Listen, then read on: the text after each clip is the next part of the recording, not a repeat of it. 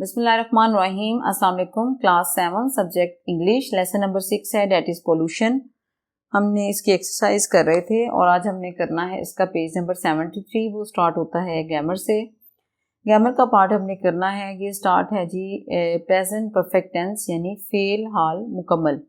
Present perfect tense is used when we see things happening in past but having a result in present, यानी ऐसी चीज़ें जो माजी में शुरू हुई और अभी तक वो जारी हैं या उनका जो रिजल्ट है वो अब तक है। In the present perfect tense अब हम यूज़ कैसे करते हैं प्रेजेंट टेंस में, हम हैव करते हैं और हैज़ करते हैं और उसके साथ पास्ट पार्टिसिपल यूज़ करते हैं, यानी वर्ब की थर्ड फॉर्म यूज़ करते हैं। जैसा कि अगर आप देखें, they have eaten all the eggs, have आ गया और ये पास्ट पार्टिसिपल आ गया। The train has arrived, train चूंकि सिंगल है इसके साथ हैज़ और पास्ट पार्टिसिपल, यानी हैज़ और हैव और वर्ब की थर्ड फॉर्म हम यूज़ करेंगे। इसको हम यहाँ पे ऐसे भी लिख सकते हैं, वर्ब की थर्ड फॉर्म।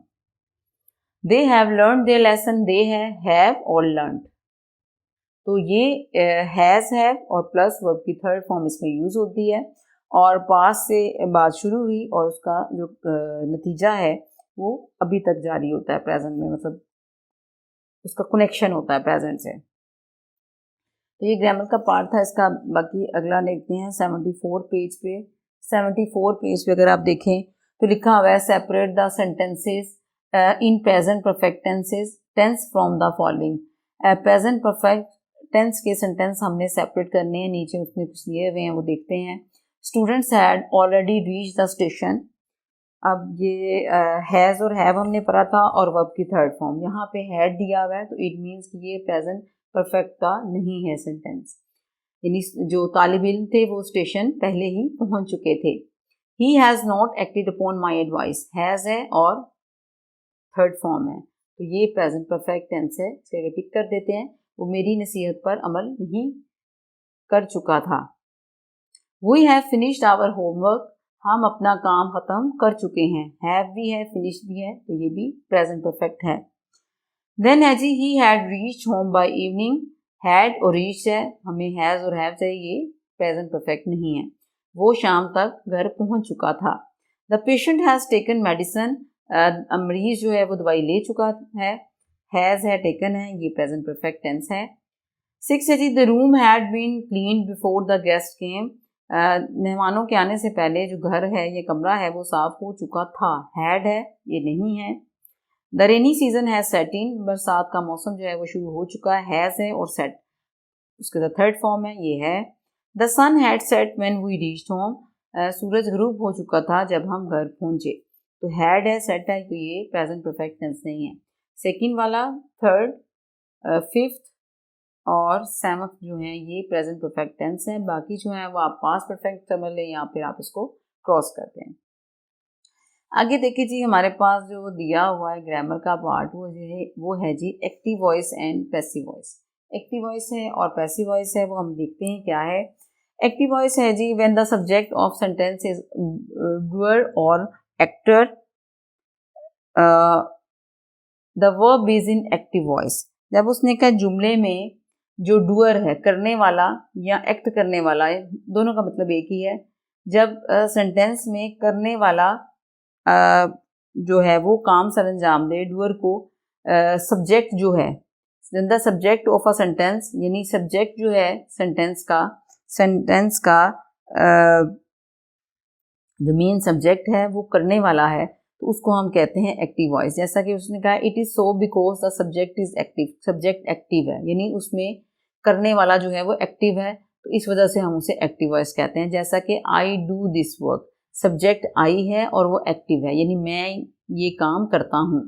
अब पैसिव वॉइस क्या है, व्हेन द सब्जेक्ट, अब सब्जेक्ट जो है वो सेंटेंस का एक्टेड अपॉन है, सब्जेक्ट जो है उस पर काम हुआ है, वो काम कर रहा है, यहाँ पे उस पर काम हुआ है। The verb is in passive voice, it is so because the subject is passive, यानी सब्जेक्ट एक्टिव नहीं है बल्कि आप जिसे कह सकते हैं कि एक्टिव होना, जाहिर होना, और यहाँ पे वो छुपा हुआ है। जिस तरह है the work is done by me, अब यहाँ पे मैं ये काम करता हूँ, अब ये है काम मुझसे हुआ है, यानी आई जो है यहाँ पे प्रोमिनेंट है, यहाँ पे एक्टिव है, यहाँ पे वो पैसिव है, तो इस वजह से एक्टिव का मतलब एक्टिव की डिफाइन कर दिया और पैसिव को कर दिया। उसके बाद नीचे आप देखें एक्टिव वॉइस में उन्होंने बताया है कैसे हम ऑर्डर सेंटेंस का बनाते हैं और पैसिव वॉइस में कैसे बनाते हैं। हमारा जो सेंटेंस बनता है वो बनता है जी सब्जेक्ट, वर्ब और ऑब्जेक्ट। पहले सब्जेक्ट आता है, फिर वर्ब आता है और फिर हमारे पास ऑब्जेक्ट आता है।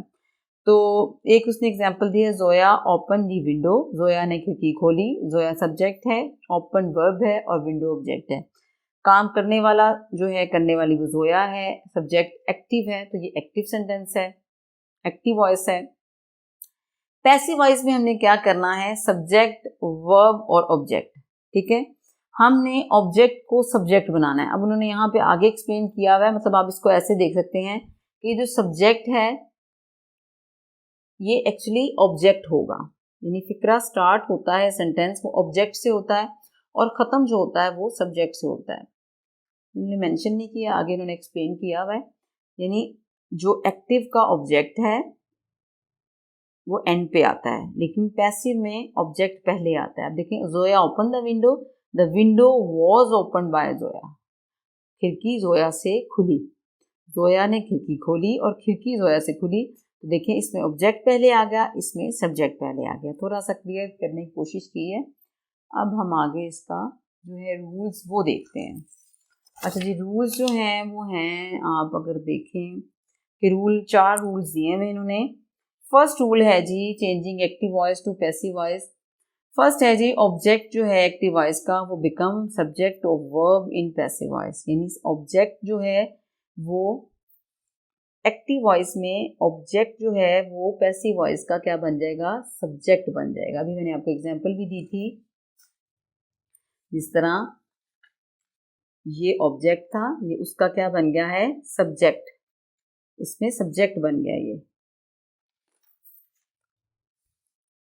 आगे है जी rule number 2, the subject of verb in active voice becomes the object in passive voice generally preceded by the preposition bye.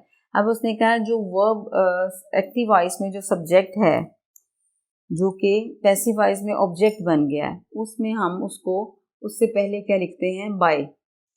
यानी इसी के एग्जाम्पल से हम देखते हैं, ये देखिए विंडो ऑब्जेक्ट था एक्टिव वॉइस का, पैसिव वॉइस में ये ऑब्जेक्ट जो है वो सब्जेक्ट बन गया और उस जो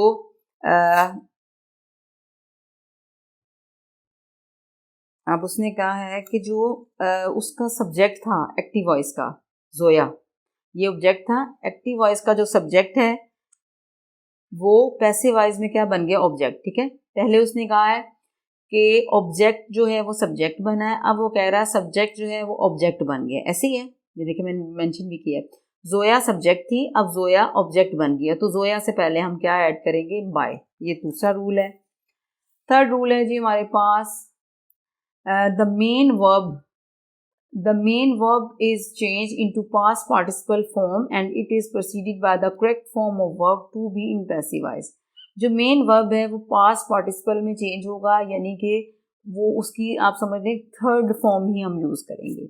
वर्ब की हमेशा थर्ड फॉर्म यूज़ होगी और टू बी उससे पहले जो है वो हम लगाएंगे, ठीक है। टू बी से मुराद है कि वो इज़ भी आ सकता है और वॉज भी आ सकता है, ठीक है। टू बी से मुराद है इज़ भी, वॉज भी, हैज़ भी और हैड भी, हैज़, हैव या हैड। इस तरह वर्ब की थर्ड फॉर्म ही यूज़ होगी, लेकिन उससे पहले हम इज़, वॉज, हैज़ और हैड का इजाफा करेंगे। ये हम देखेंगे, यहाँ पे आप ज़रा एक दफ़ा देख लें, ये देखें वर्ब की फॉर्म जो है, देखें यहाँ पे तो है ही सेकंड थी, ये आप समझ लें सेकंड है, लेकिन आपने जब पैसिव वॉइस बनाना है तो हमेशा थर्ड फॉर्म यूज़ करनी है और उससे पहले वॉज आ जाएगा, इज आ जाएगा, हैज़ आ जाएगा, हैड आ जाएगा। फोर्थ रूल है जी हमारे पास, there are some verbs with two objects, यानी कुछ वर्ब में उसने कहा दो ऑब्जेक्ट्स होते हैं। In such cases either of objects preferably the personal object can be change into subject and other is retain as an object. This object is called a retained object. बात को तो उसने कहा दो ऑब्जेक्ट्स होते हैं, तो जो पर्सनल ऑब्जेक्ट है उसको हम मेन सब्जेक्ट काउंट करते हैं, यानी अगर चेंज करते वक्त, और जो दूसरा है उसको हम वैसे ही रहने देते हैं, उसको हम नहीं करते। इस एग्जाम्पल नहीं दी हुई, तो अगर आती है आगे तो हम उसको देख लेते हैं। यानी दो ऑब्जेक्ट्स हैं, तो जो पर्सनल ऑब्जेक्ट है उसको हम चेंज करेंगे, दूसरे को हम नहीं करेंगे। तो पर्सनल ऑब्जेक्ट जो है वो चेंज होगा, अदरवाइज जो दूसरा है वो वैसे ही रहेगा, उसको हम रिटेन्ड ऑब्जेक्ट कह सकते हैं। एक एग्जाम्पल आती है तो उसको देखते हैं।